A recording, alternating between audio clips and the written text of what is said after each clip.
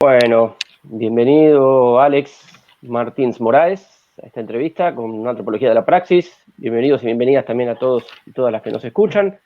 Vamos a charlar hoy un poquito con Alex Martins Moraes.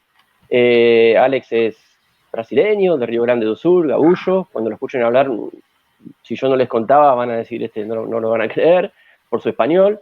Él es antropólogo, miembro del colectivo Máquina Crísica, y la entrevista con Alex forma parte un poco de una serie de otras entrevistas y de otros informes que iremos haciendo a lo largo del año en relación a los 30 años de la Vía Campesina Internacional. Alex estuvo haciendo un trabajo sobre el cual nos va a contar, un trabajo de campo con comunidad campesina, y vamos a charlar un poquito sobre la cuestión esta del campesinado, pensarlo un poco como la cuestión de clase, campesinado, verlo un poquito desde el marxismo y con algunas aristas que Alex nos ilustrará a partir del trabajo que él ha realizado y los escritos que ha publicado. Alex, un poquito una presentación tuya, contanos un poquito quién sos. Bueno, Sergio, gracias antes que nada por la invitación a este diálogo, ¿no? En el espacio de una antropología de la praxis. Los diálogos que vos proponés suelen ser muy productivos. Yo me acuerdo que hace algunos años, cuando estábamos en Colombia con los chicos de Máquina Crísica, nos propusiste una entrevista, nos compartiste un par de preguntas, y yo me acuerdo que aquello Uh -huh. resultó muy estratégico en el contexto del colectivo para sistematizar algunas ideas que veníamos construyendo en torno, bueno, a nuestra relación con el marxismo, con la idea de comunismo, de modo que estas entrevistas son no solo un espacio donde compartir, ponerle un punto de vista terminado, cerrado sobre ciertas cuestiones, sino también un espacio para experimentar nuevas síntesis. Así que, bueno, te agradezco un montón por la oportunidad de intervenir en este espacio.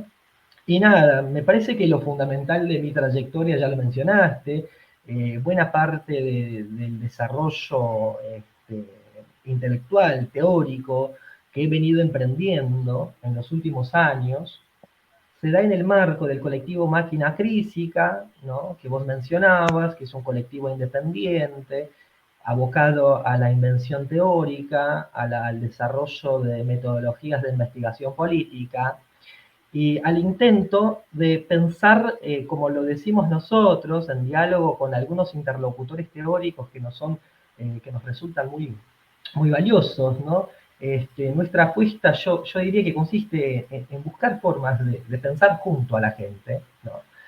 Sin antes clasificarla a partir de unos marcos teóricos que nos dificulten acceder a la singularidad de los procesos colectivos con los que interactuamos. Entonces la apuesta mía y de mis compañeras y compañeros en el colectivo Máquina Crísica tiene que ver con pensar junto a la gente, y en este aspecto, por supuesto que converge también con mi formación en antropología, ¿no?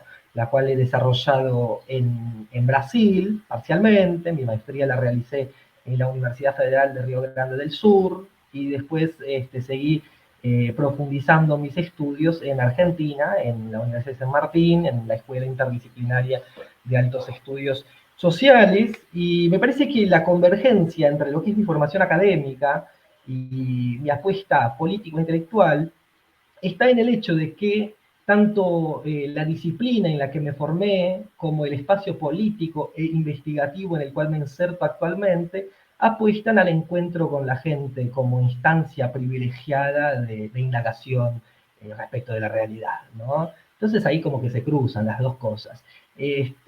Por lo demás, tengo mis críticas a lo que es el desarrollo contemporáneo, digamos, de la disciplina antropológica, a su forma de configurar, de construir la alteridad en sus respectivos paradigmas, ¿no? Teóricos, y a la forma en que a veces su construcción de la alteridad sirve muchísimo más a la reproducción de ciertas agendas académicas, de ciertas modas intelectuales, que a la efectiva construcción de espacios de escucha creativa, creadora con nuestros interlocutores. Pero esto me parece que es un tema que puede llegar a volver a emerger a lo largo de nuestra conversación, así que bueno, la dejo acá y después lo retomamos si se da la oportunidad. Dale, cómo no, sí, sí. Contanos un poco sobre tu trabajo de campo. Contanos un poco de qué se trató, algunas hipótesis a las que pudiste arribar, si es que lo hiciste, o nuevas preguntas que se te dispararon, que es lo que suele suceder muchas veces. Y en ese sentido también te pregunto, ¿qué define al campesinado? ¿Y cómo participa de la lucha de clases, pensando todo esto desde el enfoque marxista? Seguro, claro. Bueno, me parece que me abrís dos puertas que conectan al mismo pasillo, ¿no? Que es la pregunta, por un lado, por mi experiencia de trabajo de campo, mi investigación más reciente, que ha sido la que yo emprendí durante el doctorado, y por otro lado, la cuestión relacionada con el campesinado, cómo pensarlo como, en tanto término que define, digamos, un antagonismo, ¿no?, posible en el campo frente a las modalidades hegemónicas de apropiación del territorio y de disciplinamiento y organización del trabajo, ¿no? Yo respondería a la cuestión o trataría, empezaría a explorar la cuestión del campesinado a partir de algunas, por decirlo así, algunos escenarios, algunas problemáticas con las que tomé contacto gracias a mi experiencia de trabajo de campo. Desde ahí podría atreverme quizás a plantearte un par de claves para ir acercándonos, tanteando, digamos, esta espinosa categoría de campesinado, ¿no?, que es polifónica, que juega, digamos, distintos roles según el espacio teórico-político en donde se la enuncia. Bueno, ¿cómo me encuentro yo por primera vez con la categoría de campesinado en tanto investigador, ¿no? En el espacio en tanto investigador, este, en el campo, digamos, de la disciplina antropológica. Bien, mi trabajo de campo tuvo lugar en Bella Unión, que es una ciudad ubicada en el extremo norte del Uruguay, cuya economía ha estado asociada mayormente al cultivo de la caña de azúcar desde mediados del siglo XX, ¿no es cierto?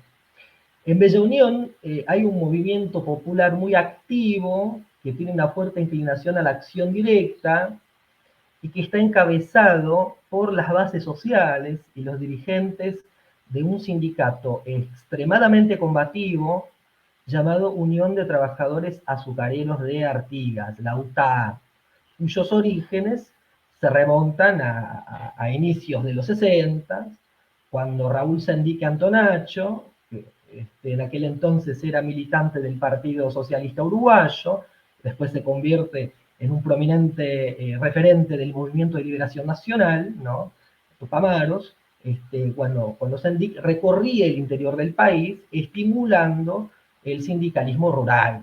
UTA, digamos, emerge de un encuentro feliz, productivo, entre esta apuesta de Sendic a la agitación rural y un conjunto de trabajadores de la caña de azúcar que en aquel entonces empezaban a cuestionar las condiciones de trabajo a las que estaban sometidos en los cañaverales de Villa Unión, ¿no? Entonces, UTA fue, digamos, un espacio de lucha y de organización colectiva con el cual construí una interlocución privilegiada durante mi investigación en el norte uruguayo. Esta investigación apuntaba a ponderar, a estudiar, a indagar en lo que son las relaciones entre un movimiento popular activo, creativo, combativo, y un gobierno progresista, en este caso el gobierno del Frente Amplio, que en la época de mi investigación en Uruguay iba por su tercer mandato consecutivo, ¿no?, al frente del Poder Ejecutivo nacional. ¿Cómo se daba, digamos, la relación entre esta lucha popular y las apuestas productivas del gobierno del Frente Amplio, que estaba intentando expandir perfeccionar, modernizar la producción azucarera en el norte uruguayo desde inicios de los años 2000. ¿No? Y nada, en este acercamiento, digamos, a la política de UTA, tuve la oportunidad también de conocer la historia del sindicato, tanto a través de registro historiográfico disponible, ¿no? Tuve la suerte de tener como directora de tesis a Silvina Merenson, quien es antropóloga y también historiadora, y ha hecho un profundo trabajo de sistematización del devenir de la lucha popular en el norte uruguayo desde los 60 hasta los 2000, ¿no? Entonces, a través del trabajo de Silvina fui tomando contacto con la historia de UTA y después también a partir de investigaciones que conduje yo a partir de fuentes primarias, prensa, la prensa escrita de los 60, ¿no? Que había acompañado el proceso de irrupción política de los cortadores de caña, su lucha por mejores condiciones de trabajo y posteriormente también su lucha por tierra. Y nada, ¿qué sucede? Estudiando el proceso de emergencia política de UTA en los 60, me encuentro con que estos trabajadores, bancame un cachito que voy a tomar un sorbito de mate, así hidrato un poco la garganta. Me encontré con que en los 60, precisamente a fines de los 60,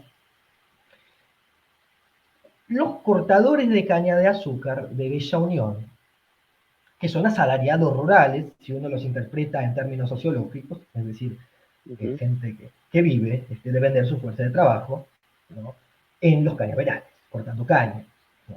Esta gente empieza a enunciarse a sí misma como campesinos. E identifican a su líder, Raúl Sendic, como líder campesino. Marchan a Montevideo 5 veces a lo largo de los 60, enarbolando pasacalles que dicen Raúl Sendic, líder campesino, expropiación de los latifundios improductivos. ¿No?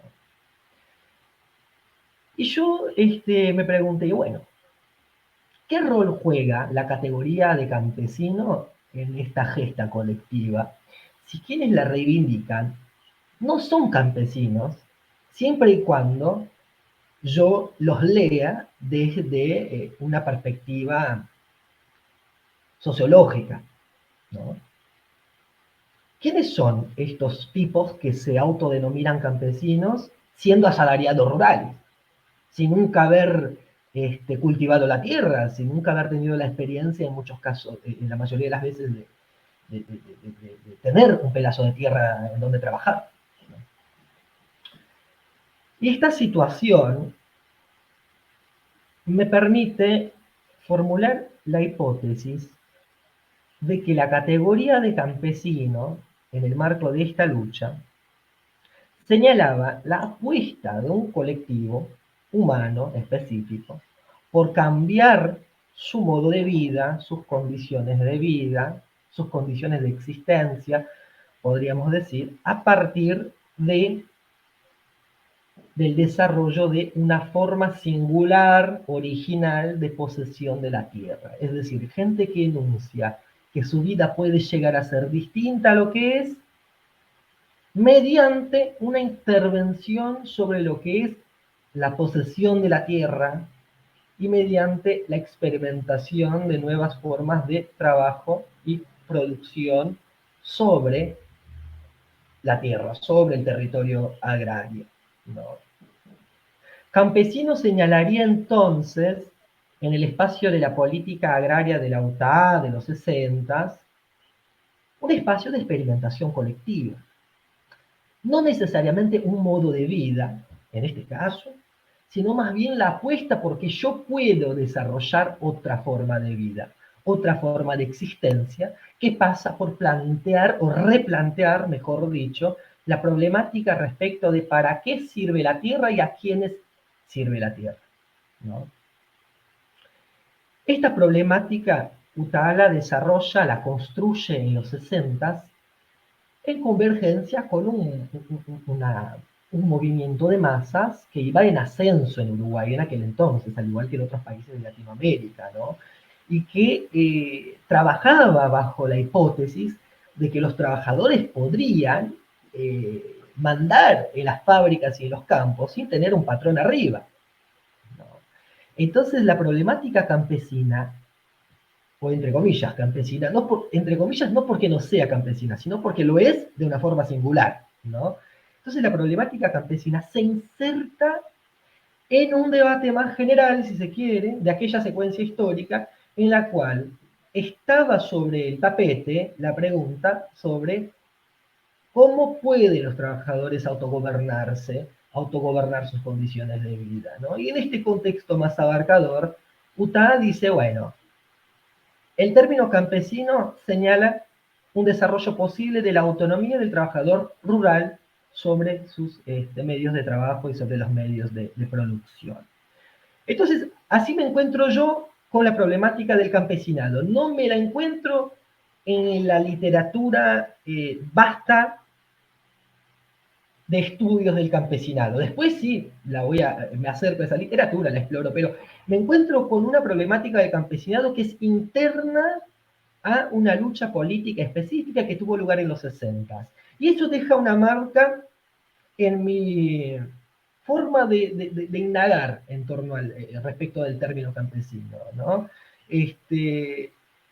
Me señala que uno lo puede tomar no solo como la definición de un modo de vida, de una forma de manejo del territorio, o de una búsqueda que está basada por lo general en la agricultura de subsistencia, ¿no? En prácticas no totalmente comerciales de producción, en un modo de producción agrícola que no apunta únicamente a la producción de mercancías, sino también a la producción de valores de uso que son consumidos adentro de la misma unidad productiva, etc. Bueno, está esta definición de lo campesino, pero está también la definición que en cada secuencia política dicho término puede incorporar, ¿no?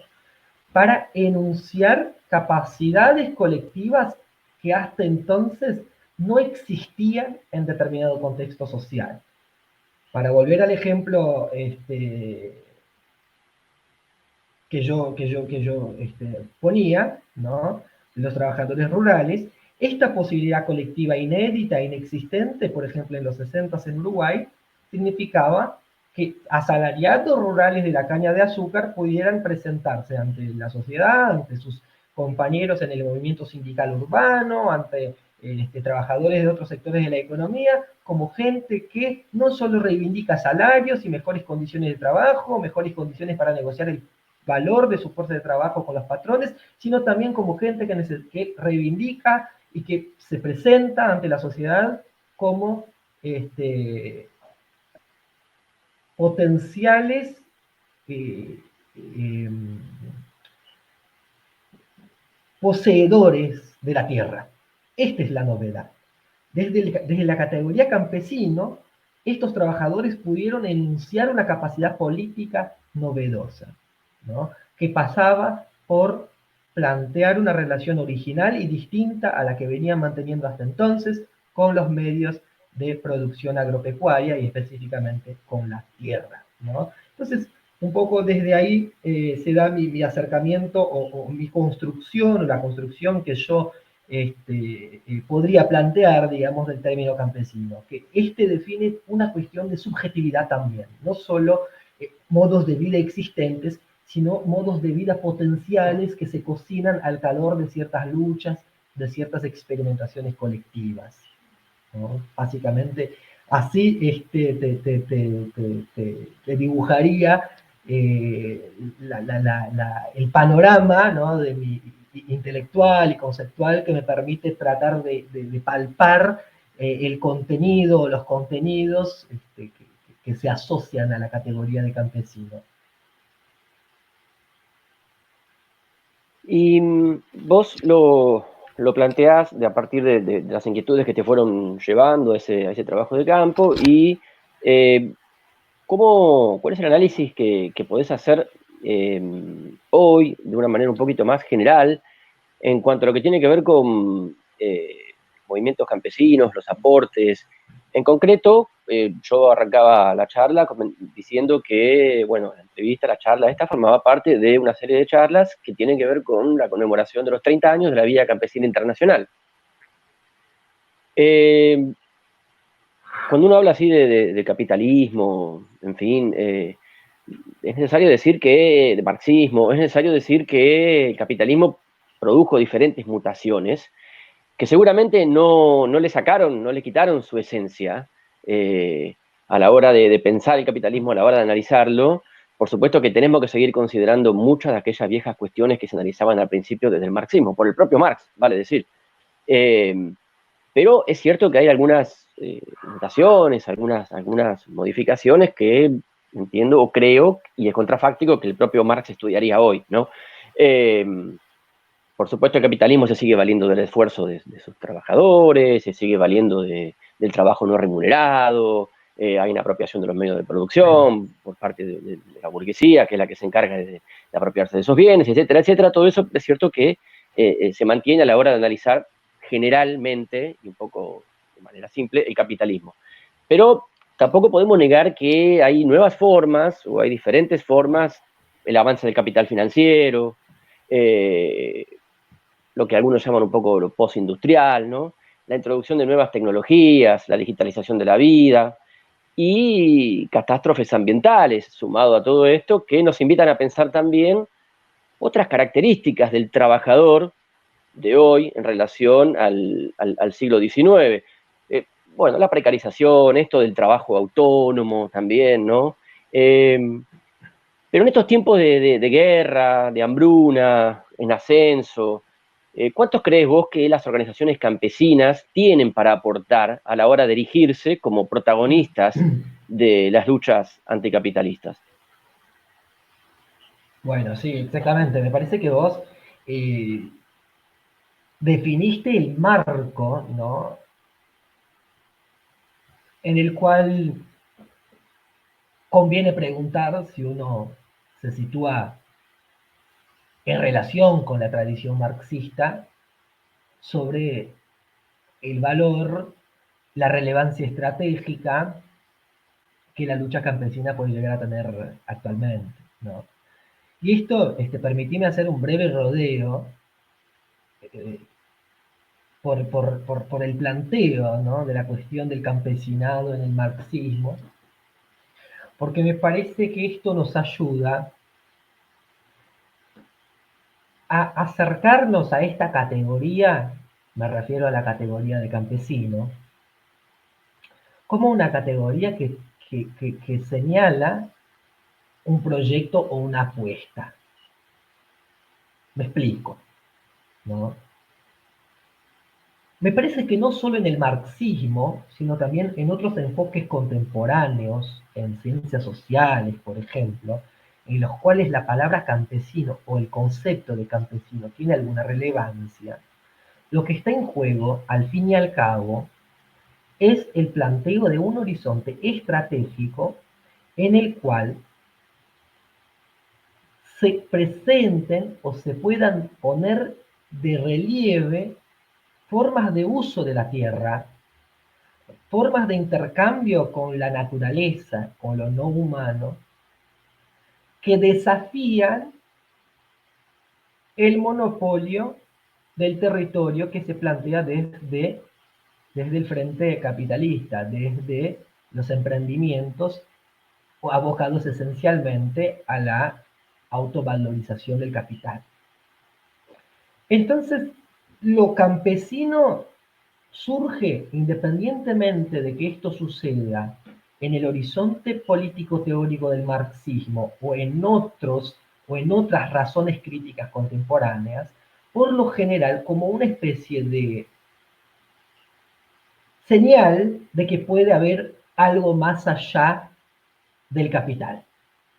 Puede haber alguna forma de apropiación del territorio, de relación con los recursos, entre comillas, de movilización del trabajo que no esté subordinada a la valorización del capital, ¿no? De modo que lo campesino, siempre que aparece, ya podemos suponer que por detrás o por delante hay un horizonte político desarrollándose, desplegándose. En el marxismo clásico, pensemos en Marx, en sus reflexiones en torno a la problemática del campesinado en el 18 Brumario, también Lenin, en sus textos dirigidos a los pobres del campo, ponen en evidencia, a mi entender, esta condición dialéctica de la categoría de campesino en la razón marxista, ¿no? Dialéctica, ¿por qué? Porque señala simultáneamente una premisa existente, un sujeto que habita el espacio rural, que desarrolla ciertas relaciones productivas, y a la vez un sujeto potencial que se cultiva en simultaneidad con este sujeto real, un sujeto político potencial, ¿no? Por ejemplo, Lenin, cuando se refería a los pobres del campo a inicios del siglo XX, allá por 1903, ¿no? Decía, mira, el sujeto campesino, los pobres del campo, quienes no poseen medios de producción o los poseen en forma precaria, ¿no? Pueden, no obstante, desarrollar una capacidad productiva superior a la que poseen actualmente, pueden desarrollar autonomía territorial, pueden acceder a un nivel de vida más cómodo a partir de la alianza con otros sectores de la sociedad que en ese momento se movilizaban para poner en jaque la hegemonía del capital, ¿no?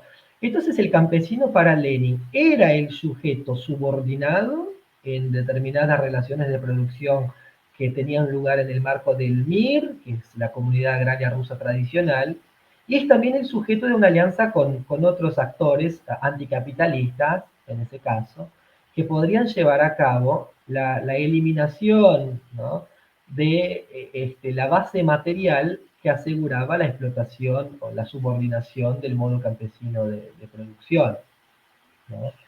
Entonces el campesino surge en el marxismo o aparece en el espacio político intelectual del marxismo como un sujeto potencial, ¿no?, que desafía las condiciones de existencia de un sujeto social visible, que es el campesino pobre, ¿no?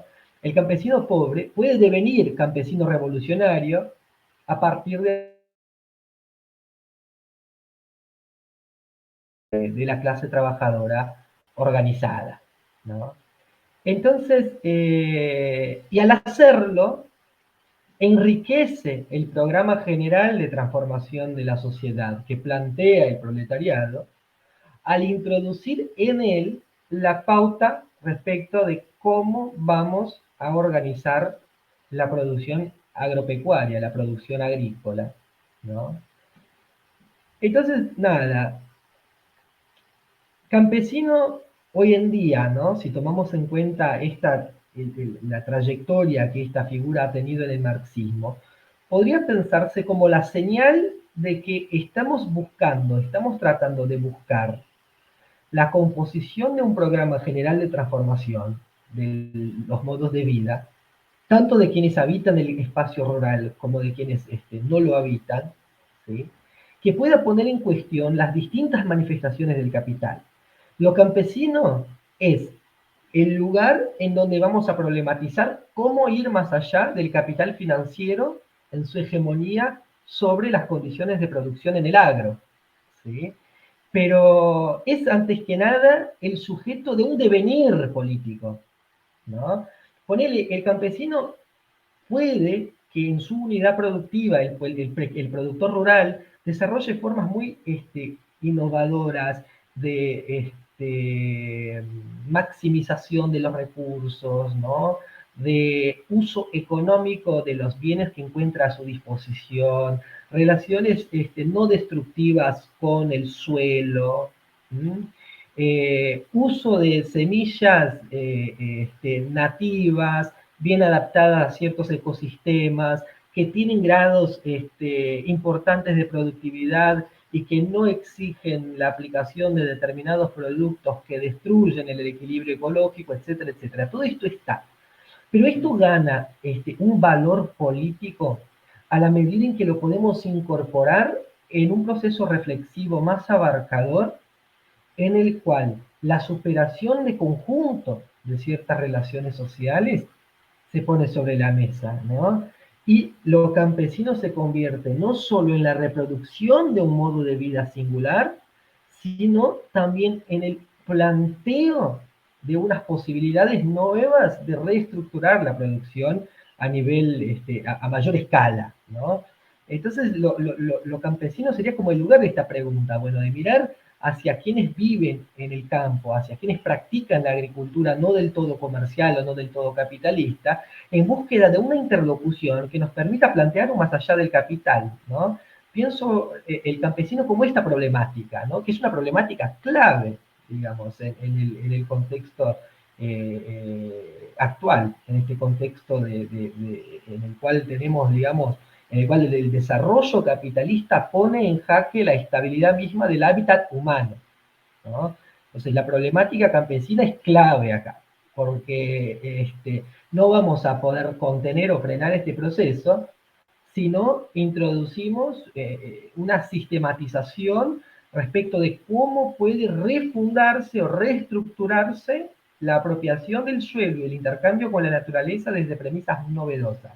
Pero estas premisas, bueno, hay que politizarlas, ¿no? No alcanza con decir, bueno, hay una multiplicidad de formas interesantes de gestionar la producción, que desafían la mercantilización, que desafían la destrucción del ecosistema, si no indagamos en cómo esto se puede enunciar políticamente en alianza con otros sectores que también plantean desde su específica participación en la producción alternativas para ir más allá del impasse, del callejón sin salida al que hemos llegado en términos de desarrollo, digamos, de las fuerzas productivas, en términos del desarrollo irracional de las fuerzas productivas que padecemos en este momento, ¿no? Entonces lo campesino es una problemática clave, pero tiene que politizarse, no está dada. Y vía campesina, por ejemplo, es una expresión emblemática del intento de politizar lo campesino, ¿no? O sea, no se trata de pensarlo en su dimensión, bueno, residual, periférica, sino de entenderlo como un espacio en el cual se pone de relieve alternativas que van a ser socialmente tramitadas con otros sectores en lucha, ¿no? De lo campesino como lugar de enunciación de alternativas, ¿no? Como lugar de experimentación de otro modo de vida. Entonces, esto, digo, lo campesino de vía campesina no es el campesino de la sociología del campesinado, ¿no?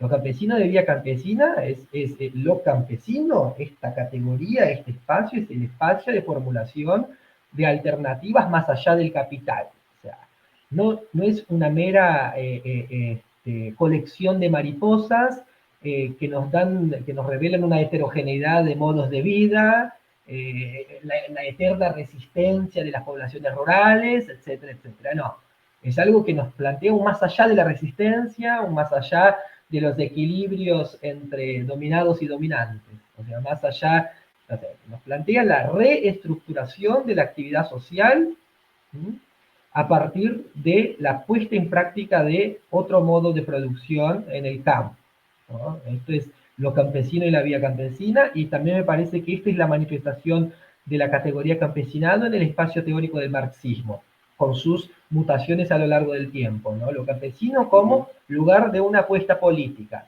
¿no? No solo de reproducción de un modo de vida, lugar de una apuesta política que redimensione este modo de vida en el marco de un programa general de transformación de la sociedad, ¿no? Yo lo pienso así la relevancia estratégica de pensar en clave de campesinado hoy en día, ¿no? No sé cómo Claro. lo ves vos, cómo lo interpretás vos. No, me da me da el pie para pensar también a la inversa, digo, porque a veces es cierto, no se trata de la romantización ni la enunciación simplemente de el concepto de ver lo campesino, sino que todo está marcado en un contexto de un programa político, claro, de politizarlo, que es lo que justamente hace la vida campesina, que incorpora una serie de propuestas que son políticas, desde comenzando por nada más y nada menos que la reforma agraria, ¿no?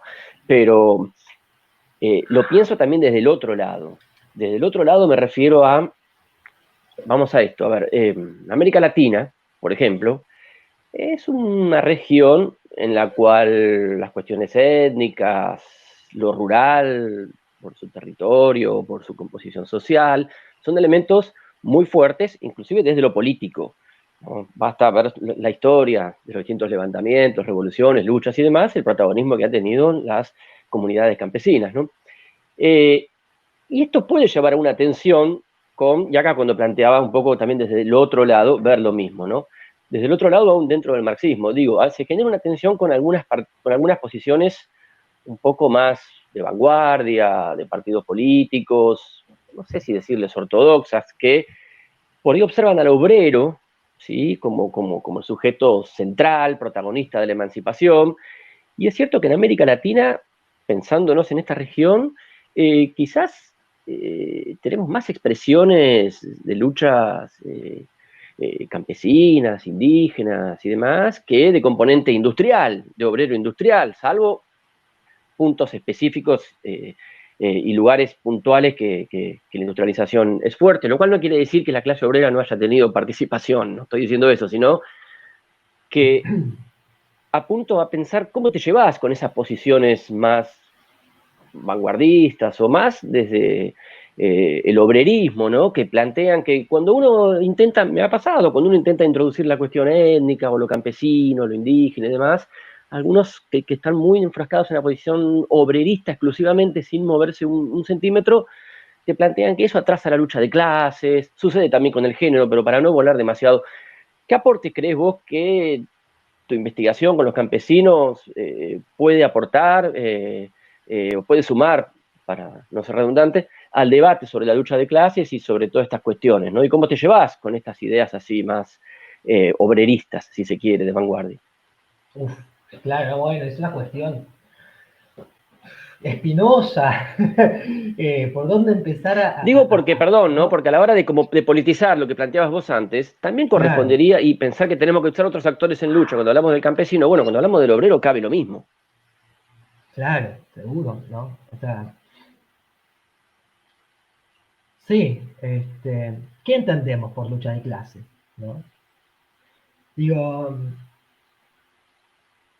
quizás tengo la sensación, después me vas a decir si por ahí no te sucede lo mismo, de que a veces sociologizamos demasiado nuestra concepción de la lucha de clases, ¿no?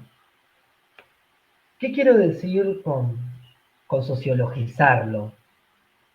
Asociarlo a emplazamientos socioeconómicos existentes. Entonces, la lucha de clases es la que lleva adelante el sujeto enclasado y específicamente el obrero, el trabajador, que está en una relación, inserto en una relación de explotación de su fuerza de trabajo frente al capital, ¿no?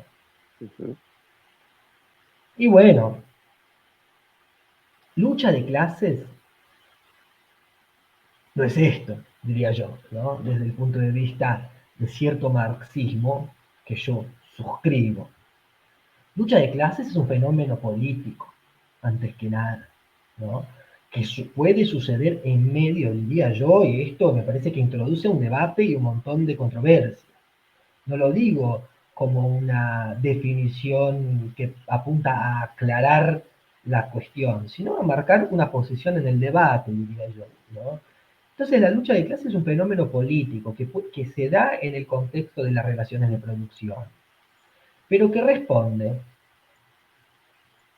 a otra construcción, en la cual entran a operar memorias específicas, remesas culturales específicas,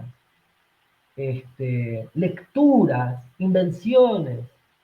Esto es lo que convierte una relación de explotación en una relación de antagonismo abierto, porque de por sí la relación de explotación no necesariamente conduce al antagonismo político.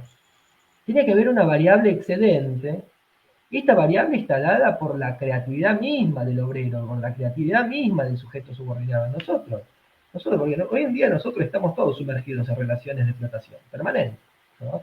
Estamos precarizados, se nos extrae valor hasta cuando navegamos en Internet, ¿no? Se las arreglan para extraer valor de... Entonces, de este proceso no emerge ningún antagonismo necesario. El antagonismo interviene en la situación de explotación cuando uno recorre a elementos teóricos, elementos de imaginación, elementos de reflexión que le permiten poner en cuestión desde un punto de vista alternativo su condición actual e imaginar un devenir distinto al que le toca en tanto obrero, ¿no? Entonces ahí me parece que cobra relevancia la pregunta respecto de lo cultural, ¿no? Como término abarcador que nos permite en realidad preguntarnos sobre lo subjetivo. A mí me gusta hablar de lo subjetivo, ¿eh? No como lo individualizado o lo psicológico individual. Lo subjetivo es aquello que cuaja en nuestras conciencias, cuando trabajamos con la herencia cultural a la que estamos expuestos, con nuestras experiencias de lectura, de diálogo con los demás, de socialización, ¿no? Todo lo que cuaja a partir de nuestra exposición a estas remesas es lo subjetivo. Lo subjetivo es lo que hace lo que hace que una situación de explotación devenga en una situación de antagonismo abierto, en la cual se plantea otra forma de existencia, ¿no? Entonces, restarle valor a lo cultural, a lo subjetivo, lo digo yo, prefiero nombrarlo así, ¿eh? Me parece que tiene que ver con cómo vos planteás lo cultural, ¿eh? Restarle valor a esto es simplemente restarle valor al manantial en donde puede encontrar uno enunciados que permitan abrir el antagonismo, abrir la situación de antagonismo. Te cuento un ejemplo. UTA, volvemos a UTA. En los 60, cuando UTA emprendió, UTA es un movimiento de obreros, pero que van a buscar campesinificarse, podría decirse.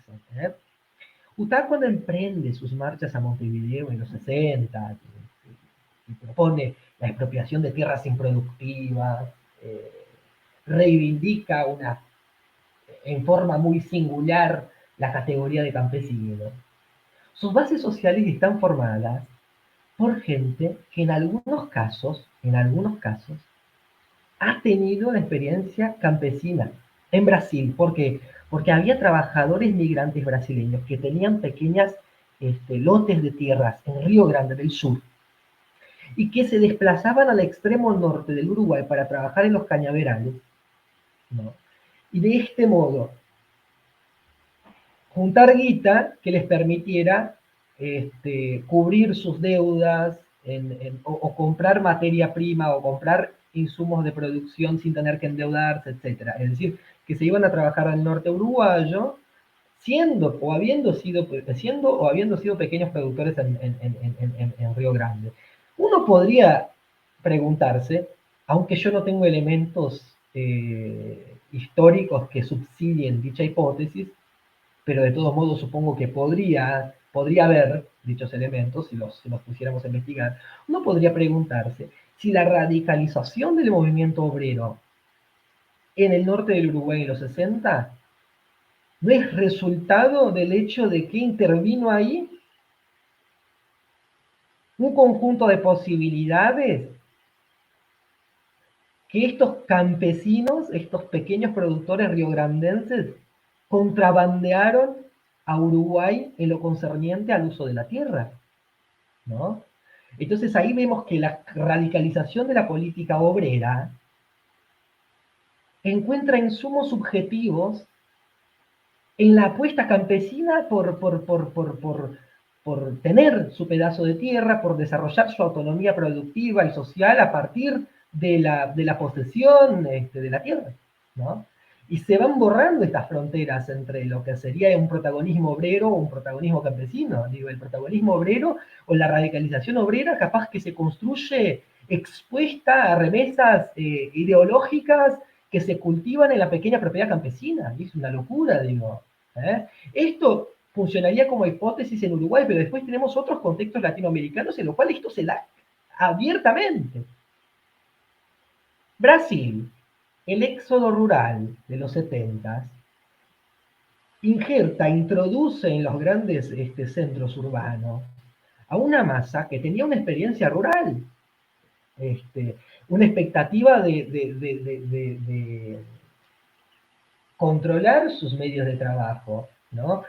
Andá a saber de qué modos estas experiencias no intervinieron en la construcción de la subjetividad obrera misma, en las luchas sindicales de los 80, ¿no? Lo que sí es cierto es que intervino, por ejemplo, en las tácticas de lucha y los movimientos urbanos de lucha por la tierra, emprendidos por masas obreras en las periferias de las grandes ciudades brasileñas, que se proponen ocupar tierras, que es una táctica de lucha campesina, ¿no? Entonces vemos ahí, como en Latinoamérica, la subjetividad política obrera, la subjetividad política de las masas urbanas proletarizadas, se beneficia de una herencia rural, de una herencia, de unas memorias de lucha rural campesina, ¿no es cierto? Entonces, digo, estar ajeno a estas conexiones es estar ajeno a la forma en que la clase obrera, la clase trabajadora en general, va construyendo condiciones subjetivas para ponerse en antagonismo con el capital, ¿no? Esto es lo que yo entraría en este debate desde estas hipótesis, digo, ¿no? Como para valorar la dimensión de la construcción de subjetividad y cómo intervienen en ella distintas experiencias sociales. O sea, cómo la radicalización obrera le debe mucho a una subjetividad, si se quiere, campesina, y viceversa, porque hay recampesinificaciones, digamos, de gente que se va de la ciudad y que trae de la ciudad un discurso anticapitalista. El mismo Marx, en el 18 Brumario, decía que hay como una interfaz revolucionaria entre el obrero anticapitalista en la ciudad y el campesino que se empieza a rebelar en contra del endeudamiento que padece ante el capital financiero en el campo, y en ese intercambio de expectativas, en este intercambio de tácticas de intervención y de malestares, se cuaja la materia prima de la subjetivación revolucionaria, ¿no? No sé cómo lo ves, digo yo, me parece que son hipótesis interesantes que diluyen un poco este prejuicio que a veces se genera en ciertos sectores de la izquierda en cuanto a la capacidad creadora desde el punto de vista de la disrupción política que pueden llegar a tener estas herencias culturales que se cocinan más allá del espacio de la fábrica y de la lucha obrera en la ciudad. Sí, creo que cuando introducís la cuestión de lo cultural y al mismo tiempo hablando de lo subjetivo específicamente, creo que redondea bastante, ¿no? Por dónde entrarle, porque es cierto, cuando uno habla de luchas de clases por sí solo, a veces queda como muy sociologizado, como dijiste vos, o queda muy eh, en el ámbito de unas ciencias sociales o de un manual, tal vez. Claro. Y esto tiene una serie de aristas, ¿no? Y pensando en manuales, en ciencias sociales y demás, bueno, estamos en un espacio donde debatimos con y desde las ciencias sociales y específicamente con y desde la antropología. Y hay una frase tuya que subrayé acá, que está en tu artículo. En realidad es una ponencia, ¿no? Es una intervención que realizás, que se puede encontrar en el sitio de maquinacrisica.org. Maquinacrisica.org, para encontrar ahí una exposición de Alex que está titulada como Apuntes adisciplinares sobre un campesinado dialéctico, en maquinacrisica.org. Y ahí subrayé algo que destacás vos, que dice que de manera más primordial la palabra campesinado así entrecomillado, la palabra campesinado indique una problemática estratégica que concierne al sujeto que sostiene, en lo relativo al uso de la tierra, un conjunto de prioridades, apuestas existenciales, deseos y prácticas colectivas que tensionan la reproducción del capital agrario.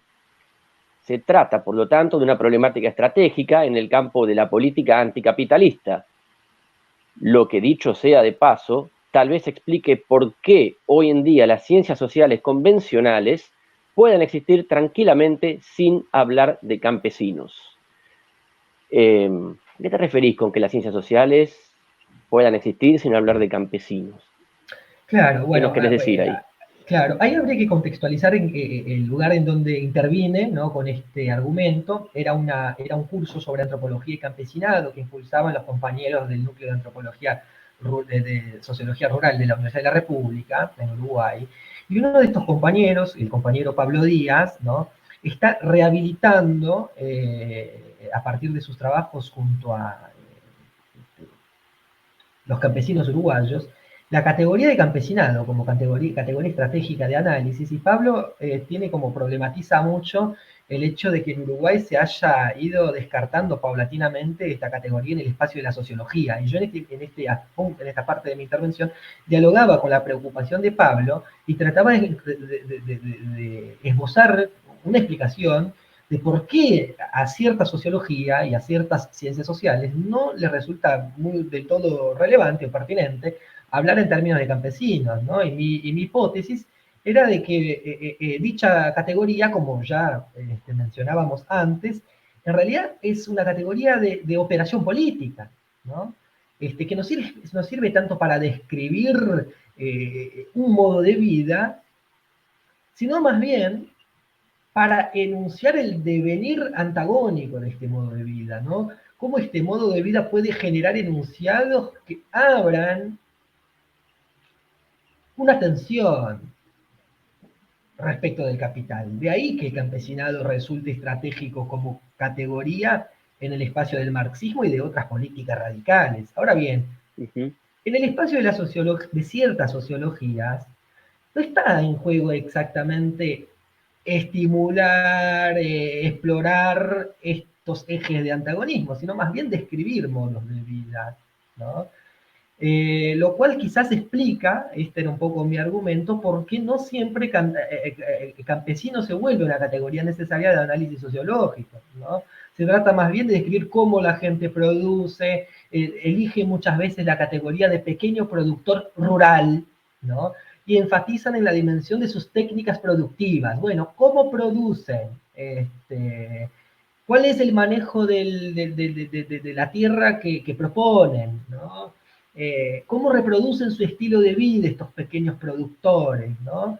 Entonces, indagan más bien en la dimensión particular de estas prácticas y no tanto en su relevancia como insumo para la producción de un enunciado de clase, ¿no? Pero de clase en ese sentido que yo te proponía antes, de clase como espacio de subjetivación, ¿no? De tu condición social en el registro de una apuesta por transformarla, ¿no? Y campesino cobra relevancia en el marxismo justamente por esto, porque es este lugar en el cual vos como ves en forma simultánea lo que vivís, lo que sos, lo que te enclasa, lo que te posiciona ahora, y aquello que vos podés enunciar en términos de transformación de tu modo de vida, no solo para vos, sino también para gente, o sea, que comparte una inquietud emancipadora en otros espacios de la sociedad, ¿no? ¿Cómo podés enunciar la transformación de lo que sos? Entonces esto, digo, me parece que Campesino no le resulta del todo estratégico a la ciencia social mainstream, a la corriente principal, por decirlo así, porque esta no está interesada en enunciar antagonismos, sino más bien en describir particularidades, ¿no?